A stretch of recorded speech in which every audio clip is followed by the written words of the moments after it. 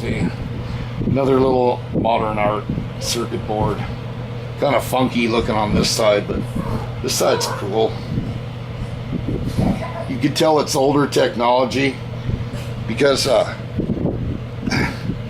you got more discrete components instead of all like one massive integrated circuit. You got like discrete capacitors here.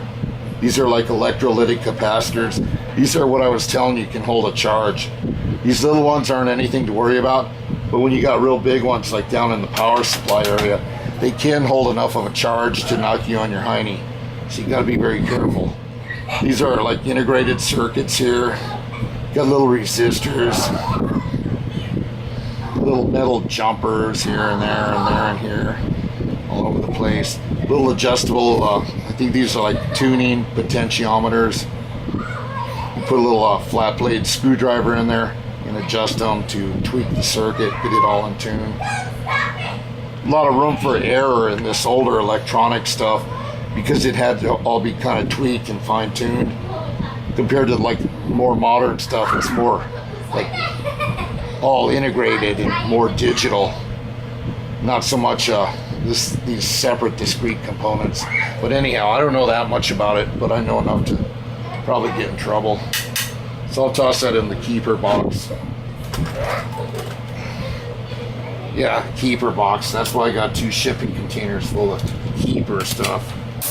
Gotta watch it. You can really get carried away collecting this stuff. But there's some nice wire, really. You can use it for a lot of stuff. It's clean. It's most of this newer wire, when you strip it, it's not funky. It'll tin real nice with your solder and solder into your projects. Some of that older wire of years ago, it would get kind of like tarnished inside the insulation, and then you try and solder it and it was a nightmare. But this stuff looks good.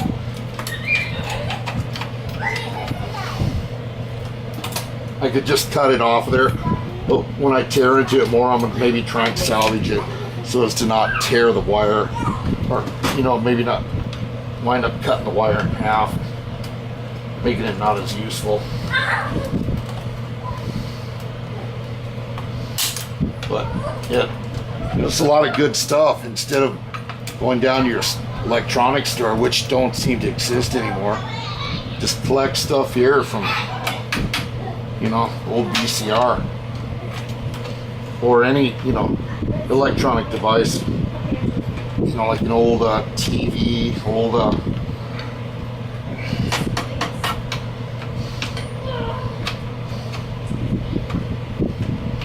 anything, CD player, DVD player. Oh, come on there somehow. There it is. Okay. Probably should be wearing my glasses. There's a nice little piece of metal. Toss that in there. This wire's out of the way. And just bust it all up by hand. Get out of there, you. Take a hammer and get it out. That'll do it.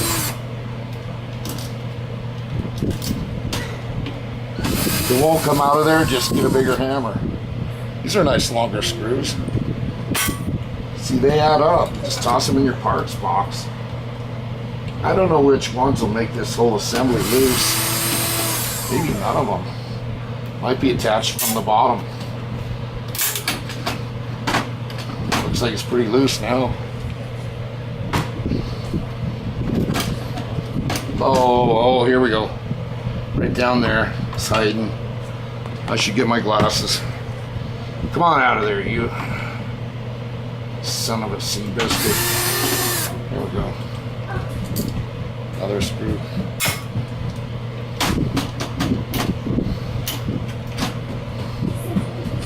I think it'll lift out now. See if the camera is still recording.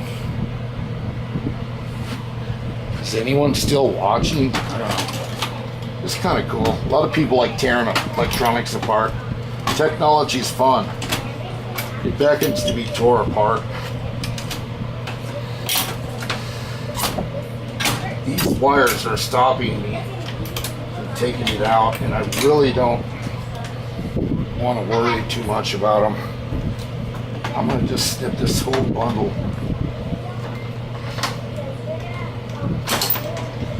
It's hard to get a good bite on it. Just kind of chomp on it. Here we go. Got that much here. Bugs.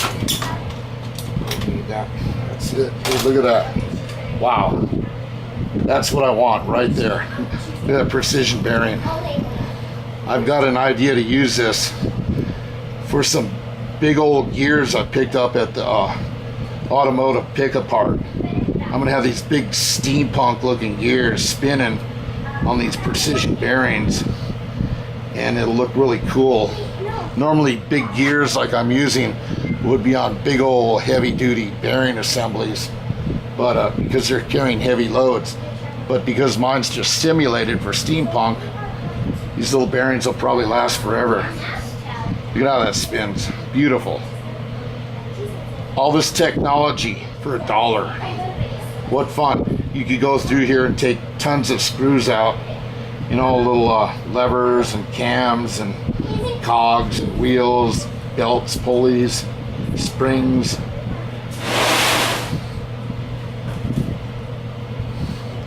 This is a motor. You couldn't spin this up unless you drive it with a stepper motor driver.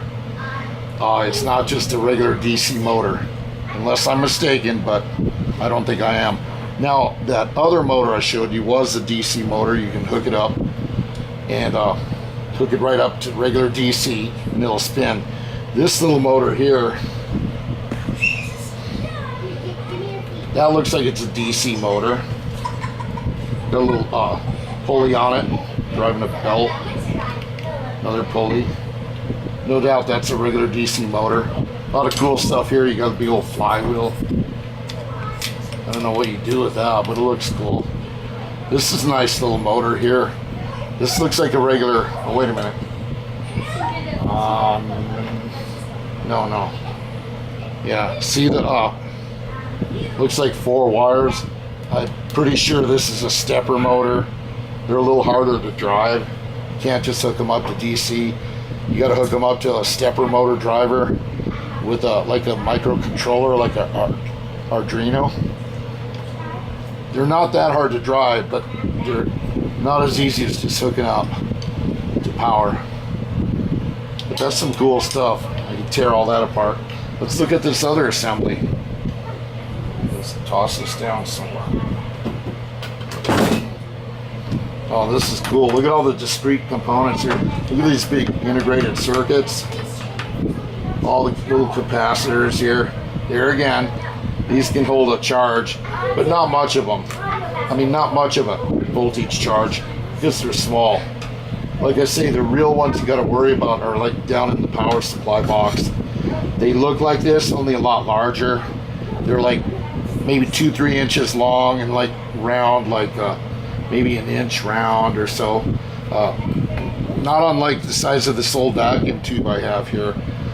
Those kind of capacitors, when you charge them up, if you grab them in your hand, they will shock you, they will knock you down.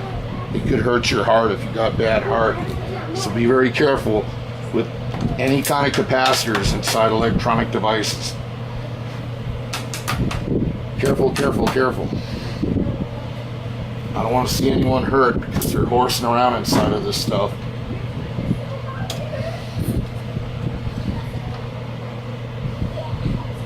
Oh, this one's just clipped. See these little clips?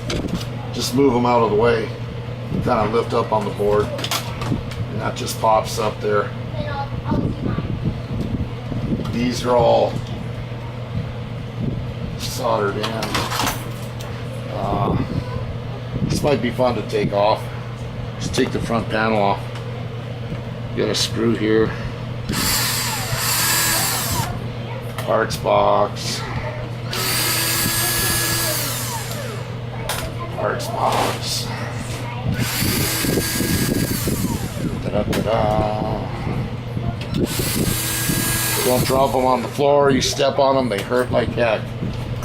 When you're barefoot, obviously. Little display.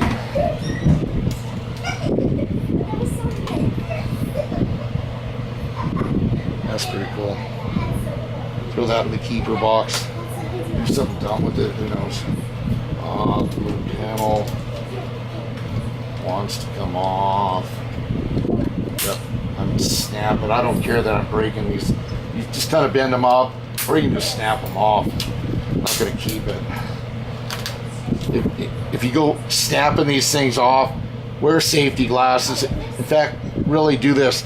Anytime you're messing around with power tools or hand tools, please wear safety glasses. You can't replace your eyes. There's another safety tip. You can goof around, you can horse around, you can get burns and all that on your hands and arms. It's not that big a deal. Your eyes are not replaceable. Always wear safety glasses. Thank you. I listened to my shop teacher and my dad. My dad was a general contractor, cabinet maker.